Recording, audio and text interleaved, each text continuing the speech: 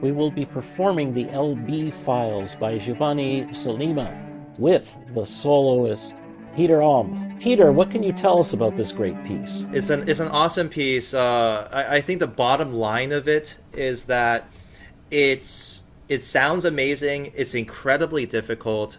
So there's a sort of innate accessibility factor in that way. The music itself is dazzling, but at the same time, it is also simple. And I think that's something that makes it really, really interesting. The second movement is downright folk tune-like. It's also this sort of stylistic amalgamation between what Boccherini offered to music and also what Sollima offers to music. We know that Boccherini was an 18th century cellist, probably considered the greatest virtuoso cellist of his time, and he also improvised a lot. And this was a normal thing, improvising in pieces, especially pieces that feature you as a soloist. Boccherini's virtuosity allowed him to play notes on the cello that were not considered possible by cellists, by his contemporaries. He popularized a lot of innovations on the cello, like the thumb position, things that we take for granted today to play notes high. And Giovanni Sollima is a cellist who, unlike Boccherini, is currently alive. But everything else he sort of has in common.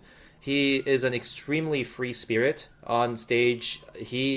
This is something that people these days don't do. When he plays pieces, he will improvise, and he kind of allows himself to do anything that is possible on the cello and a little bit beyond. There's several recordings that Solima's made of this piece, and the improvisation in each case is different.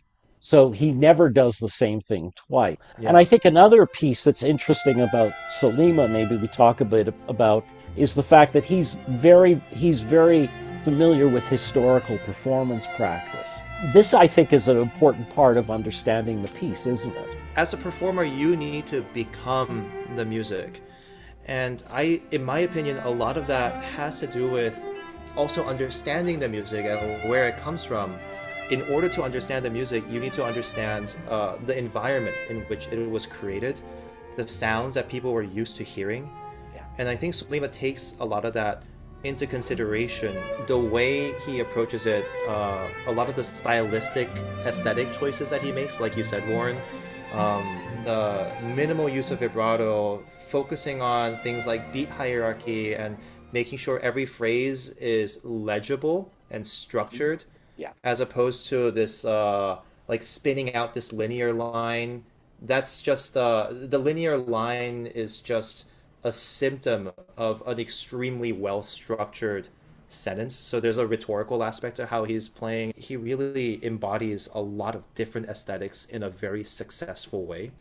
And this piece is a representation of that. If any piece represents sort of the eclecticism of the present moment in music, it's this piece, and it's him, Sollima, as a person and as an artist. It's an awesome sounding piece. It's a really fun piece to hear. I believe that once I feel more comfortable with it, it will also be a really fun piece to play.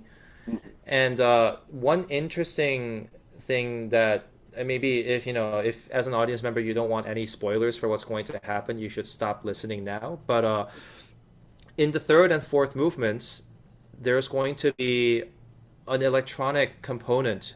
And all that means is you're going to hear someone speaking. In the third movement, which is a fandango style movement, there's going to be a French lady speaking over the speakers. On ne saurait décrire le fandango. Various sentences, and that's how the movement begins, over a backdrop of the strings playing this fandango rhythm. And what I'm doing is, instead of playing melodies, I am imitating as exactly as I can the cadence, the rhythm, and the intonation, the pitches, the literal pitches that the voice, the spoken word is doing. So that's a really fun component that one normally doesn't hear.